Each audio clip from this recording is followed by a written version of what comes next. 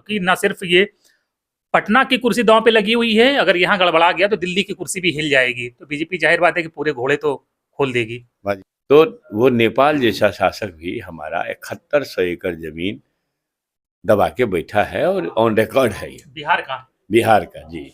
आपकी 17 या 18 महीने की सरकार थी जब आप शामिल थे सरकार में, तो आप लोगों ने 4-4.5 लाख रुपए जॉब तो दी थी, तो ये तो मतलब रिकॉर्ड तो बना ही था। लेकिन क्या ये पॉसिबल है कि हर घर में एक जॉब दे दी जाए मेरे बच्चों का? अच्छा, आप लोगों ने उस भर्ती में बहुत जल्दबाजी करी थी, क्या जल्दबाजी इसलिए की थी कि नीतीश कुमार के स्वभाव का पता था आप लोगों को? देखिए, तो हमारा कमिटमेंट हमें पूरा करना था। ये तो नहीं पता था कि नीतीश कुमार फिर से पलट जाएंगे। अब देखेंगे कितनों बेईमानी कर ले, हमारे महागठबंधन को इस बिहार में कम से कम 178 से 80 सीट मिलने जा रहा है। जब इतनी गौरवशाली परंपरा है बिहार की और इतना कुछ देश दुनिया को दिया बिहार ने, तो आज बिहारी शब्द बिहार के बाहर एक गाली जैसा क्यों और लोग उसको प्रयोग करते हैं? और बिहारियों है ना बात। देखिए, बहुत बड़ा आरोप लगा रहे हैं कि बिहार में युवाओं को नशे की लत लगाई जा रही है। बिल्कुल। प्राइवेट सेक्टर में आरक्षण भी आप लोगों के एजेंडे में है क्या? हमारे एजेंडा में है। हमारे देखे, हमारे यूपी में खुद अखिलेश यादव ने आवास खाली किया, उसको गंगा जल से धुलाया। कन्नौज लोकसभा में मंदिर में गए तो मंदिर को पूरा उन्होंने फिर शुद्धिकरण किया। जी, यही कहा, इसी मन से तो यही कहा था ना। तो मेरे जीव की कीमत लोगों ने लगा दिया। मोहन भागवत जी उसी बात को बार बार कह रहे हैं, तो भाई बड़ी बिरादरी के लोग हैं तो उनकी जी की कीमत को 10 रुपया भी नहीं लगाया।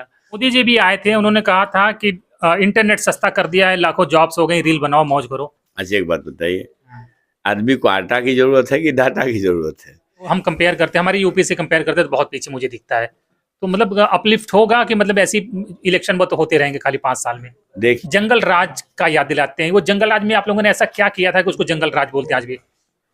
मीडिया बीजेपी की सबसे बड़ी ताकत है। मीडिया और उद्योगपति। क्या बदलाव, एक आप सबसे मोस्ट इंपोर्टेंट बदलाव देखते हैं बिहार में जो होना चाहिए? इसलिए अब ये हालत हो गई है कि आपके बिहार के लोगों को कई बार अपनी पहचान छुपा के खुद को यूपी का बताना पड़ता है। ये मोदी जी यहाँ बिहारियों का वोट मांगते हैं और बंबई और गुजरात में जब पीटे जाते हैं बिहारी तो कुछ बोलते ही नहीं। बिहार में विधानसभा चुनाव अपने शबाब पे पहुंच चुका है और हम भी इस वक्त मधेपुरा में हैं। मधेपुरा से चौथी बार विधानसभा पहुंचने की कोशिश कर रहे हैं पूर्व शिक्षा मंत्री चंद्रशेखर जी, जो कि हमारे साथ हैं। सर, स्वागत है आपका हमारे चैनल पे। आपका भी बहुत बहुत धन्यवाद, आपका साधुवाद कि आप दूर से आए हमको हमारे इलाके को कवर करने के लिए। सर, कितनी बड़ी चुनौती है इस बार, क्या कहते हैं, बिल्कुल बिहार चुनाव इस बार आसान इसलिए नहीं है क्योंकि बीजेपी के लिए इतना इंपॉर्टेंट चुनाव ये कभी नहीं रहा, क्योंकि ना सिर्फ ये पटना की कुर्सी दांव पे लगी हुई है, अगर यहाँ गड़बड़ा गया तो दिल्ली की कुर्सी भी हिल जाएगी। तो बीजेपी जाहिर बात है कि पूरे घोड़े तो खोल देगी। वाजिब है। जो देखिए, मैं जैसा समझता हूँ कि जुमलों से लोग ऊब गए और जो गठबंधन है, एनडीए गठबंधन, वो प्रतिनिधित्व करता है नफरतवाद का, संप्रदायवाद का। और नफरत हिंदुस्तान की जमीन पर जमने वाली नहीं है। जुमला चल गया, जुमला सब दिन नहीं चल सकता है। लोगों को यह समझ है कि जो एनडीए गठबंधन है वैचारिक स्तर पर ये सामाजिक न्याय विरोधी है, संविधान विरोधी है, समाजवाद विरोधी है। देश के जो रास्ते सुगम होंगे वो संविधान के रास्ते से ही होंगे, समाजवाद के रास्ते से ही होंगे। किसी भी देश को नफरतवाद में धकेल करके आप उसको ताकतवर नहीं बना सकते हैं।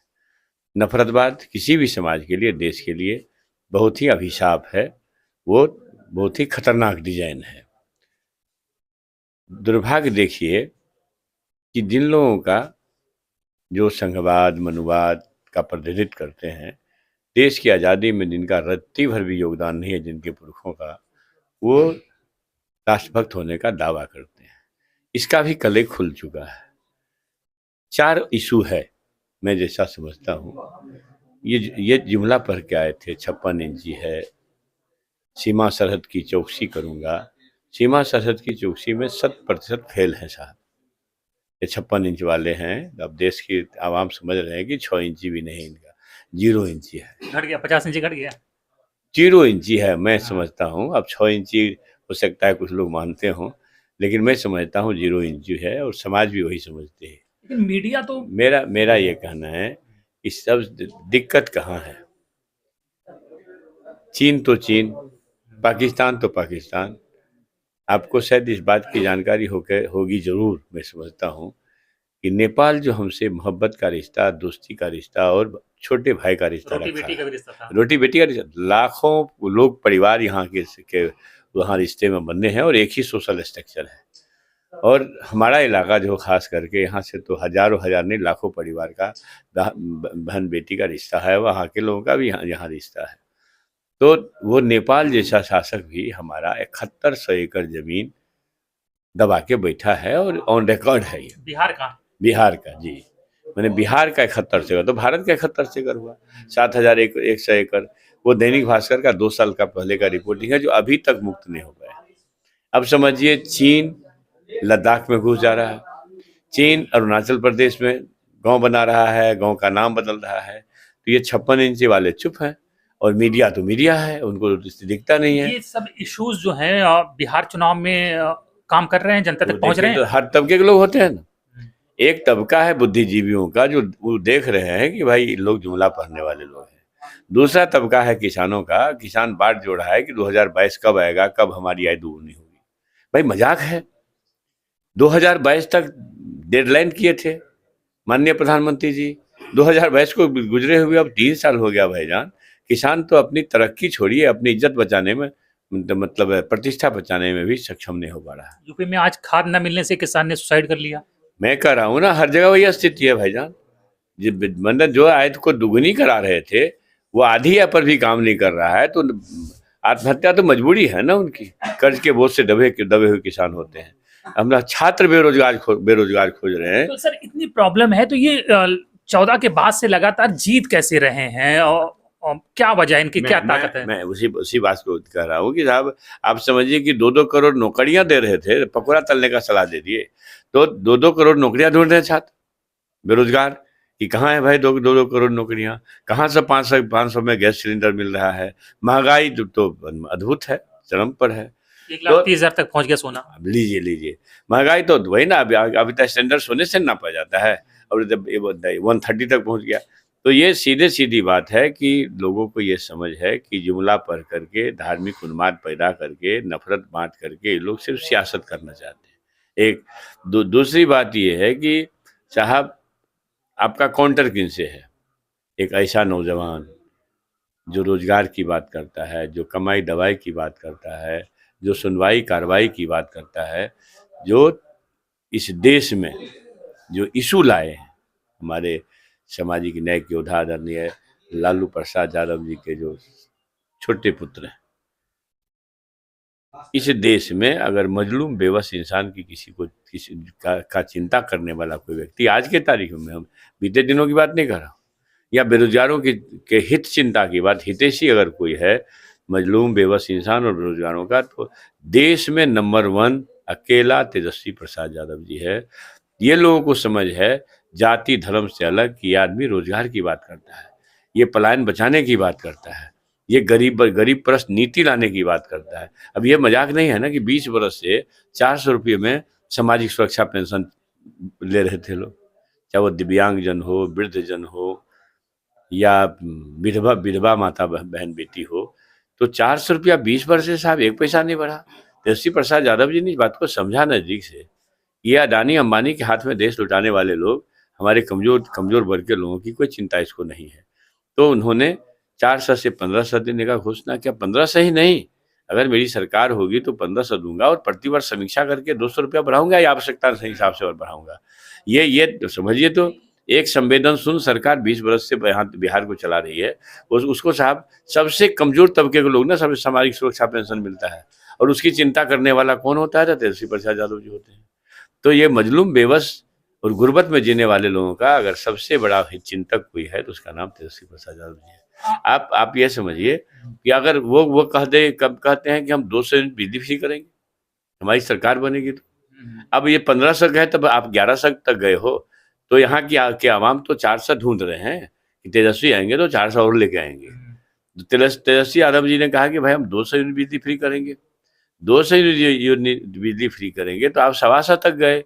तो भैया 75 यूनिट भी तो जनता खोज रही है ना, महान बिहारवासी की भाई 75 यूनिट कहाँ दबा के बैठे हो नीतीश कुमार जी। तो ये बात है। समाज माँ भाई मान योजना, समझिए ये अद्भुत अपने आप में कि साहब हर माँ बहन बेटी के खाते में प्रति माह 2500 रुपया देंगे। हर ऐसा कोई परिवार नहीं कि 3-4 से कम माँ बहन बेटी होती है। अगर 10,000 की आमदनी उस गरीब परिवार को महीने में हो जाती है तो कम से कम दवा और पढ़ाई की चिंता तो उस परिवार को नहीं होगी। ये जो बाकी हाँ, बाकी ये है। और उसके लिए आप क्या लाए हो भाई? तो 10,000 का कर्जा लाए हो। अमित शाह जी भी बोल चुके हैं, हाईकोर्ट भी बोल चुका है कि साहब ये कर्जा लौटाना पड़ेगा आपको। और चुनाव के वक्त में लाए हो। अगर चुनाव आयोग माने गोदी मीडिया के तरह यस-मैन नहीं होते तभी उन पर निश्चित रूप से आचार संहिता का मुकदमा बनना चाहिए था। अभी तो वो किसानों वाला 2000 रुपया भी डालेंगे, क्या कहते हैं, मतदान से पहले, वो अब तो हमेशा डालते हैं। वो डालेंगे ये तो कंप्लीटली आचार संहिता का उल्लंघन है। लेकिन चुनाव आयोग तो नहीं कहा भाई। चुनाव आयोग तो मोदी आयोग है, यहाँ तो चुनाव आयोग है नहीं। है तो आप समझ रहे हैं उनकी चोरी भी पकड़ी गई है जगह जगह। उन्हें उनके जो भी वक्तव्य है वो सरकार के समर्थन में आता है। तो सरकार से समर्थित वो चुनाव आयोग है, उसको एक ऑटोनॉमी बॉडी नहीं आज के तारीख में। इसलिए आवाम को भी सतर्क रहना चाहिए, इन बेईमानों से होशियार रहना चाहिए। आपके वोट की चोरी करके और आपके लोकशाही को रोन करके अगर कोई आदमी सियासत खड़ा करना चाहता है, इस प्रपंच को समझिए और निश्चित रूप से इस नफरती सांप्रदायिक ताकतों 107 समुद्र पार करने का भी मन बनाइए। आपकी 17 या 18 महीने की सरकार थी जब आप शामिल थे सरकार में, तो आप लोगों ने 4-4.5 लाख रुपए जॉब तो दी थी। तो ये तो मतलब रिकॉर्ड तो बना ही था। लेकिन क्या ये पॉसिबल है कि हर घर में एक जॉब दे दी जाए? मेरी बात समझिए। मैं जैसा समझता हूँ, मैं कोई स्टैटिकल डाटा लेके नहीं बैठा हूँ। लेकिन जब तेजस्वी प्रसाद यादव जी ने 2020 के घोषणा पत्र में कहा कि मैं डोमिसाइल लाऊंगा, ठीक है, मैं 10 लाख नौकरी एक कलम से दूंगा। फर्स्ट कैबिनेट में आप सभी लोगों को, देशवासी को पता है कि साहब बेईमानी हुई। कोई 12 वोट से, कोई 200-250 वोट से, कहीं डिले करा करके 7-8 सीट बेईमानी हो गई। बेईमानी के बाद भी 12,270, संभवतः यही हो सकता है, 10 बीत का हमको उतना ख्याल नहीं है, 12,270 वोट का ही फर्क रहा। एनडीए गठबंधन को ज़्यादा मिला और हमारे महागठबंधन को कम मिला। सरकार मेरी नहीं बनी। 17 महीने के सरकार में जो 1.5 साल के बाद बनी, जब हम लोग आए तो तेजस्वी प्रसाद यादव जी ने, चूंकि मैं शिक्षा विभाग का बड़ा महकमा हमारे, हाँ, उसमें बहुत, हमारे यूपी के भी 8-10 हजार लोग बिहार में जॉब कर रहे हैं। जी, मतलब आप समझ लीजिए कि जब चूंकि शिक्षा विभाग जैसा बड़ा महकमा था और मेरे जिम्मे ही लगभग 3 लाख के आसपास का जॉब का पद सृजन हुआ, मेरे टाइम में हुआ। तो एक बड़ी बात थी कि हमारे विभाग के माध्यम से नौकरी मिलनी है। तो हम नेता का, अपने नेता तेजस्वी प्रसाद यादव जी और सामाजिक के न्याय के महानायक लालू यादव जी का साधुवाद करते हैं कि हर समय उसकी चिंता होती थी कि जल्दी से जल्दी वैकेंसी करा करके बेरोजगारों के पक्ष में मामला किया जाए। और उसके लिए क्या क्या हमारे ऊपर दबाव था सो हम समझते हैं, क्योंकि वो दबाव वाजिब था। और हम उसको लगे, हमको 6 महीना जरूर लगे राजा को समझाने में, लेकिन 6 महीना के बाद ही से फरवरी में वो वैकेंसी हुआ 2,90,000 लोगों का, बच्चों का। अच्छा, आप लोगों ने उस भर्ती में बहुत जल्दबाजी करी थी। क्या जल्दबाजी इसलिए की थी कि नीतीश कुमार के स्वभाव का पता था आप लोगों को? नहीं, देखिए, तो हमारा कमिटमेंट हमें पूरा करना था। हाँ। ये तो नहीं पता था कि नीतीश कुमार फिर से पलट जाएंगे। अब मान लीजिए कि नीतीश कुमार जी जो राष्ट्रपिता बापू के 7 पाप कर्म के श्रेणी में सबसे पहला होता है सिद्धांत विहीन राजनीति। बापू का नाम बहुत लेते हैं, लेकिन बापू का पहला ही मतलब इशू छोड़ देते हैं। तो सिद्धांत विहीन राजनीति की बात आएगी तो बात तो भाई क्वेश्चन मार्क होगा ना नीतीश जी के ऊपर। कुछ लोग उनको कुर्सी कुमार भी कहते हैं। लीजिए, वही ना, सिद्धांत विहीन राजनीति में कुछ आप समझ, पलटने का रिकॉर्ड हो गया। अब ऐसा पलटते हैं कि हमको लगता है विश्व इतिहास इनका बन जाएगा पलटने का। तो ये बात समझिए कि ये इन दिनों में 20 वर्षों में जो शिक्षक 18 वर्ष से राज्यकर्मी बनने के लिए संघर्ष कर रहे थे, शिक्षण कार्य ठप हो गया, शिक्षा खत्म हो गई। देखिए, मुझे पता है, मैं शिक्षक हूँ और मैं शिक्षक पुत्र हूँ। मेरे पिताजी शिक्षक थे, तो मुझे ये पता है कि शिक्षा का व्यक्तिगत जीवन में, समाज और राष्ट्र के जीवन में, परिवार के जीवन में कितना महत्व है। जीवन की सच्चाई ये है कि अगर जीवन से अंधकार दूर करना हो, परिवार से अंधकार दूर करना हो, समाज से अंधकार दूर करना हो, राज्य और राष्ट्र से अंधकार दूर करना हो, तो उसका सबसे बड़ा माध्यम शिक्षा है। एक व्यक्ति जो अब शिक्षा ग्रहण नहीं करता है, समझिए दुनिया के किसी द्वारा, किसी व्यक्ति के द्वारा एक्सप्लॉइटेड हो सकता है, किसी विचार से एक्सप्लॉइटेड हो सकता है। इसलिए मार्टिन किंग लूथर ने इस बात पर जोर देते हुए कहा है कि शिक्षा दुनिया को बदलने का सबसे बड़ा माध्यम है। नेल्सन मंडेला ने भी इस बात को बड़ी प्रमुखता से कहा है। डॉक्टर अम्बेडकर ने भी यही बात कही है कि शिक्षा शेरनी का दूध है, जो पिएगा वो दहाड़ेगा। ये बात भी सही, दुनिया में क्या कहे हमने, आपको अपने जीवन से सीख लीजिए। आप खुद मैक लेकर के कैपिटेंट तब हुए हैं जब आप शिक्षा के माध्यम से यहाँ तक पहुँचे हैं। तो आदमी बिना शिक्षा का तो समझिए कि कुछ नहीं, कोरा कागज है, कोई उस पर लिख दो और नफरत लिख दो, जो लिख दो सो लिख सकते हैं। इसी को कमजोर करने का देखिए नफरती साजिश है। ये जो संघी वनवादी लोग हैं शिक्षा कमजोर करना चाहते हैं, आम आदमी का जेबी कमजोर करना चाहते हैं और नशे में डाल करके देश के नस्ल को बर्बाद करना चाहते हैं कि गुलामी से फिर से मनु संहिता लाई जाए, संविधान रौंदे जाएं। और इस सच्चाई से लोग कमोबेश रूबरू हो चुके हैं। बिहार की आवाम इस चुनाव में ही इसका इसी बिना पर बदला लेने वाला है, या अपने अधिकार को प्रकाश में डालने के लिए ये संघी नफरती ताकत को धक्का देने का मूड बना चुका है। आप देखेंगे कितनों बेईमानी कर ले, हमारे महागठबंधन को इस बिहार में कम से कम 178 से 80 सीट मिलने जा रहा है। 178 to 80 ये मिलने जा रहा है। इस कॉन्फिडेंस का ये मतलब ये बहुत ओवर कॉन्फिडेंस कहूँ कि कॉन्फिडेंस कहूँ? इसलिए किसान तबाह है, मजदूर तबाह है, पलायन को मजबूर है, बेरोजगार तबाह है साहब। तो हर स्तर पर महंगाई से लोग तबाह है, तो अपना रिजल्ट देंगे ना लोग। इसलिए मैं इस बात को बहुत ही प्रमुखता से कह रहा हूँ। आप देखिएगा, मैं सेफोलॉजिस्ट तो नहीं हूँ। लेकिन सर लोग तो खुश हैं कि अब्दुल टाइट है, वो तो भूल गए जॉब मिले ना मिले, अब्दुल टाइट है, इसी में खुश हैं। लीजिए नहीं खुश है ना। ये तो वातावरण बनाया जा रहा है ना मीडिया के द्वारा। ये जान लीजिए कि अंदर स्थिति बहुत भयावह है।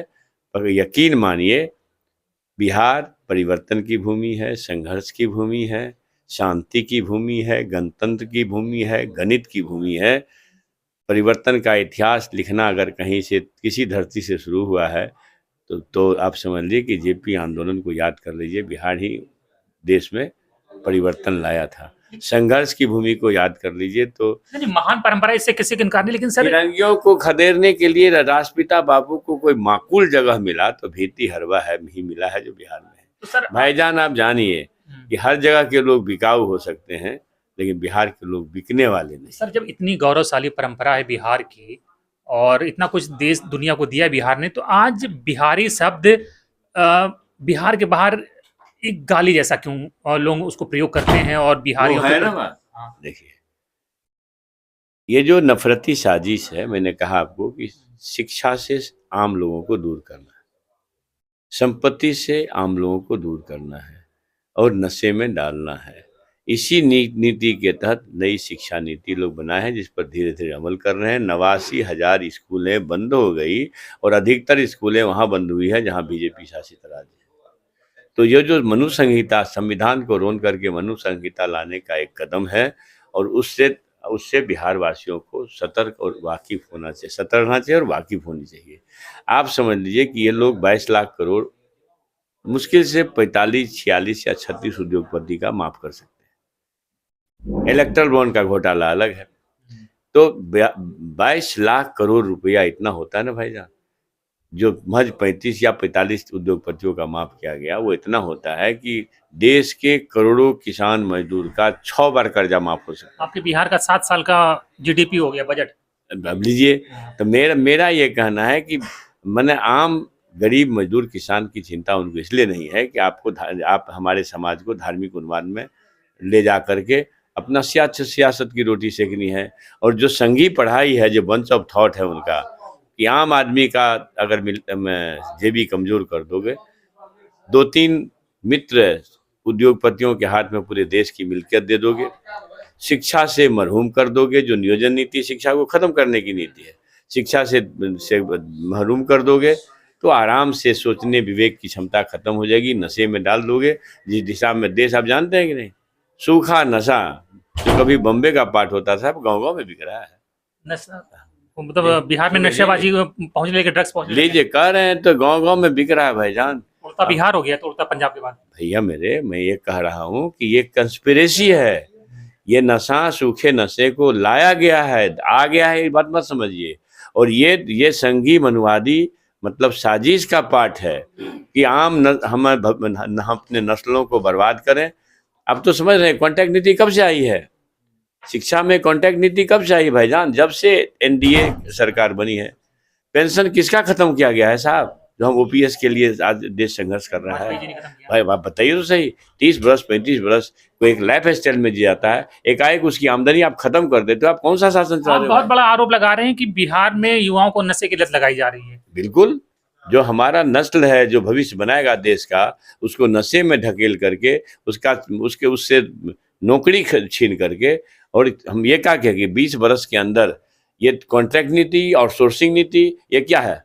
अपने उद्योगपति और प्राइवेट कंपनी के को मालामाल करना और उससे कमीशन खोरी करके अपनी शक्ति को बढ़ाना, यही तरीका है। आउटसोर्सिंग बताइए तो, हमारे नेता का दिनों में आउटसोर्सिंग, नो कॉन्ट्रैक्ट नीति, एक एक घर में नौकरी दूंगा जो घर नौकरी से महरूम है, और फिर 20 दिन में कानून लाऊंगा और 20 महीने के अंदर नौकरी देना शुरू करूंगा। ये कमिटमेंट हमारे नेता को पता है।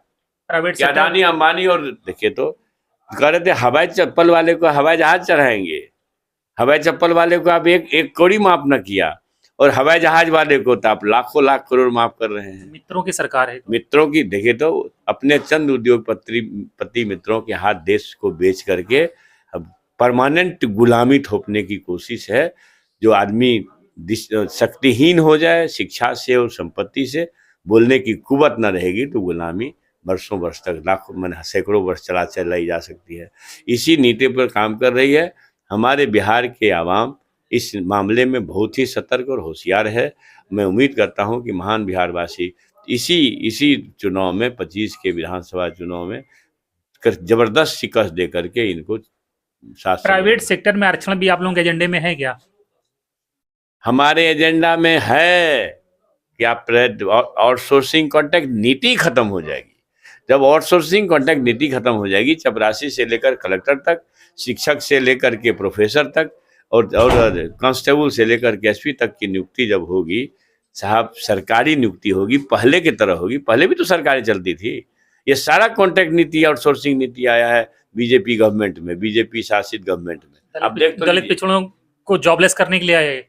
कंप्लीटली जो आरक्षण नीति निष्प्रभावी हो जाएगा, कंपनियां आरक्षण नीति को लागू नहीं करेगी, वो मनमानी करेगा, तो आम जो दलित पिछड़े हैं, उत्पीड़ित वर्ग है, वंचित वर्ग है, दमित लोग हैं हजारों साल से, उनके बच्चों को न तो चपरासी बनने का अवसर मिलेगा, न कलेक्टर बनने का अवसर मिलेगा। चपरासी का ही अवसर नहीं मिलेगा तो कलेक्टर कहाँ से मिलेगा? अगर मान लीजिए सिपाही बनने का अवसर नहीं मिलेगा तो एसपी कहाँ से बनेंगे? शिक्षक बनने का अवसर नहीं मिलेगा तो फिर वो बेचारा प्रोफेसर कहाँ से होगा? इसलिए पूरी तरह से आज से 1500 वर्ष पहले में या 200-400 वर्ष पहले जहाँ मनु संहिता जिस रूप में थी, अछूत बना करके समाज, अब बताइए भगवान के किसी को अछूत बना सकता है क्या? ये तो मनुवादी पुट है ना, कि भगवान के नाम पर आप किसी को अछूत बना रहे हो। जब प्रकृति की एक एक चीज ईश्वरीय है और ईश्वर कभी नफरत नहीं बांट सकते हैं, तो यही बात अगर हम लोग उठाते हैं। कहते हैं वो जो अछूत हैं वो तो फीट से पैदा हुए हैं, तो और बाकी लोग बताइए ना, सब तो माँ के उदर से पैदा होता है। ये कहाँ से कोई पाँव से पैदा होगा, कोई जांग से पैदा होगा? ये तो हास्यास्पद है, और एक दकियानुसी विचार थोप करके मतलब संपूर्ण समाज के लोगों को बरगला करके भगवान के नाम पर अपना रोटी सेकने का काम करने वाला, भगवान को बेच करके अपना रोटी जला। वरना आप समझिए, भगवान राम जी एक बड़ा दर्शन कि सबरी के जूठे बैर खाते हैं। आज सबरी का बेटा साहब 2014 में जीतन बाबू मांझी मुख्यमंत्री पद पर आसीन रहते हुए मधुबनी के दुर्गा मंदिर में पूजा करने गए। पूजा किए क्या, सीढ़ी से बेचारा सीढ़ी को छोड़ दिया, तो पूरे नफरती लोगों ने उसको गंगा जल से धो दिया। तो आप भाई सबरी के भगवान जी का अपमान कर रहे हो। भगवान जी कहते हैं छूत अछूत का भेद मिटाओ भाई, मैं करता हूँ। तो खुश उनको टिकट मिल गया, 6 टिकट मिल गए विधानसभा के, केंद्रीय मंत्री पद मिल गया, और कहते हैं ना चैरिटी बिगिंस एट होम, उनके घर में घर परिवार सब सांसद विधायक हो गया। तो इस बात को समाज देख रही है ना, या अब यह व्यवसाय कर रहा है हमारे नाम पर। अब इस देश के राष्ट्रपति 2018 में रामनाथ कोविंद साहब थे, वो सबरी का बेटा, अपनी धर्मपत्नी के साथ गए थे जगन्नाथ मंदिर में नफरती लोग घुसने दिया क्या? कौन नहीं जानता देश का आदमी? आप गूगल करके भी देखिए। अरे हमारे देखे, हमारे यूपी में खुद अखिलेश यादव ने जब आवाज खाली किया, उसको गंगा जल से धुलाया। कन्नौज लोकसभा में मंदिर में गए तो मंदिर को पूरा उन्होंने फिर शुद्धिकरण किया जी। तो इन लोगों के खिलाफ कोई कार्रवाई नहीं होगी। जो एंटी नेशनल वर्क है इनके खिलाफ कोई कार्रवाई नहीं हुई, चूंकि उनको शूट कर रहा है। तो ये बात जान लीजिए कि मान लेना चाहिए ना कि आप उनसे नीचे हैं। देश के 85-90% लोग जो हजारों साल से दमित हैं, उत्पीड़ित हैं, वंचित हैं, जिनको ठगा गया है, हर चीज से महरूम किया गया है, उन लोगों को फिर से उस स्थिति में ले जाएं जो संविधान के बल पर थोड़ी सी शक्ति हासिल किया था।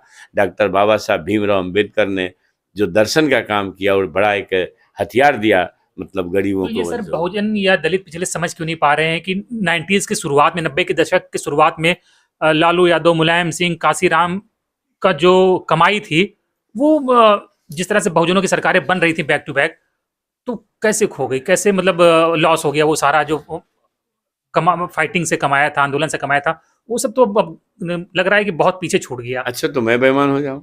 डॉक्टर बाबा साहब भीमराव अम्बेडकर ने कहा है कि हमें पढ़े लिखे लोगों ने बहुत दुखी किया, धोखा दिया। मतलब ये है कि सामाजिक समझ अगर खत्म हो जाएगी तो आदमी पशु हो जाएगा, जानवर हो जाएगा।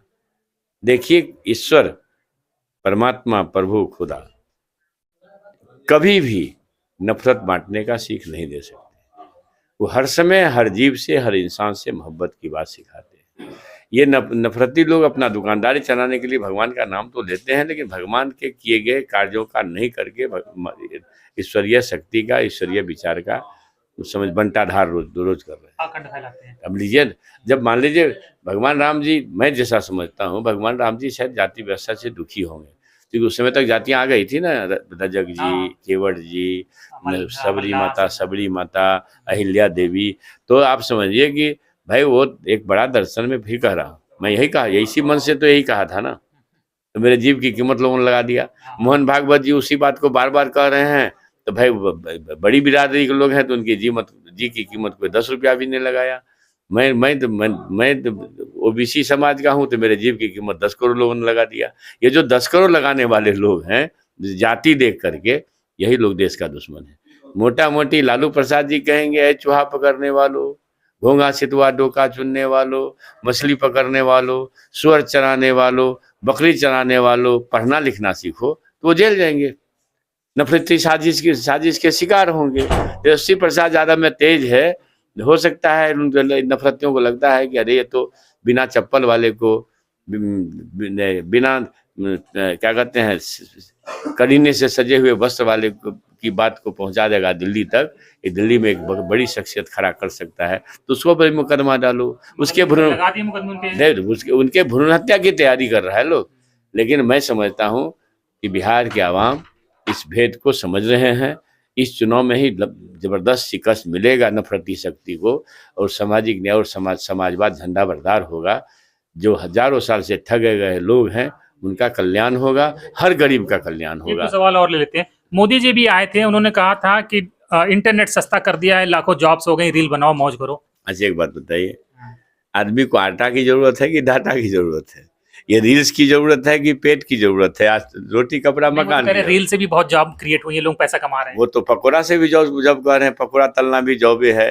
तो जिनकी समझ बस इतनी ही कमजोर है कि एक हम लोग कहते हैं चुनौती होता है ना, खैनी उनी रखते हैं लोग, तो चुनौती में जिनका ज्ञान बंद है। देश का दुर्भाग्य है जहाँ एक से एक स्टेट में से देश के प्रधानमंत्री हुए हैं और जिनकी डिग्रियां ढूंढते न मिल रही, वो देश के ऊपर रिप्रेजेंट कर रहे हैं। तो वो जुमला पर के आए हैं, चलेगा, कुछ दिन जुमला भी चलता है, झूठ की बाजार भी चलती है, लेकिन अब झूठ मरेगा और सच्चाई जिंदा होगा। पहले हम लोग देखते थे या पढ़ते हैं थे कि पहले जो जमींदार और बड़े लोग होते थे, गरीबों को जितना दे देते थे अपनी मर्जी से, उसी में वो खुश रहते थे या खुश रहना पड़ता था। वही हालात क्या फिर हो गए? ये 5 किलो राशन, ये वही दौर वापस आ गया है। अच्छा, एक बात बताइए, ये जो फूड सिक्योरिटी एक्ट है 2013 में आया, प्रधानमंत्री जी कब आए हैं? 14 में आए। ये कांग्रेस गवर्नमेंट का पॉलिसी है कि इनका पॉलिसी है? राशन तो पहले से मिलता आता रहा है, पहले से वो जो पहले से 2 रुपया मिलता था, वो फ्री हुआ है। तो आप समझ लीजिए कि लेकिन फिर भी वो फूड सिक्योरिटी एक्ट जिसके आश्रय ये अपनी रोटियां सेक रहे हैं, वो आ गया था 2013 में।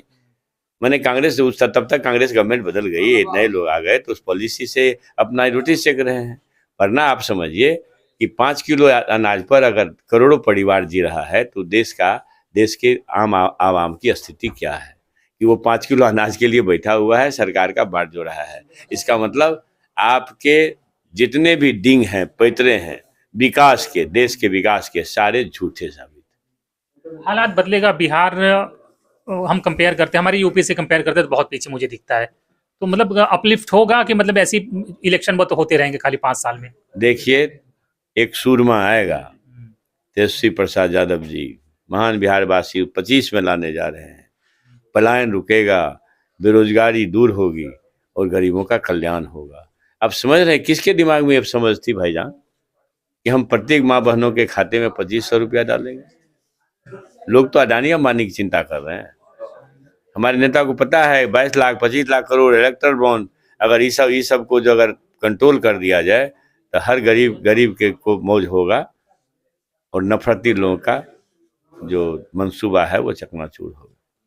20 साल से एनडीए की सरकार है, नीतीश जी बीजेपी की अदल बदल के एक आध बार, हालांकि 2-4-6 महीने के लिए आपके साथ भी आ गए, लेकिन वो जंगल राज का याद दिलाते हैं। वो जंगल राज में आप लोगों ने ऐसा क्या किया था कि उसको जंगल राज बोलते हैं आज भी?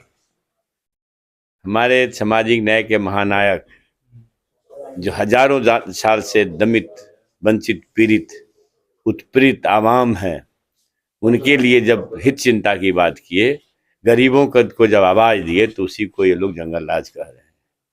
अभी क्या हो रहा है भाईजान, उत्तर प्रदेश, आपके उत्तर प्रदेश के बाद अपराध के मामले में बिहार ही अव्वल है। मैंने हमारे जंगल राज से इनके यहाँ हत्या 3 गुना बढ़ गया, बलात्कार 4 गुना बढ़ गया, अपहरण 3 गुना बढ़ गया, फिर भी यहाँ मंगल राज है। और हमने गरीबों को आवाज दी हमारे नेता ने, तो उसको ये लोग जंगल राज कहते हैं। तो अगर गरीबों को आज आवाज देना जंगल राज है तो उस जंगल राज को हम लोग सलाम करते हैं। आखिरी सवाल, मीडिया बीजेपी की सबसे बड़ी ताकत है?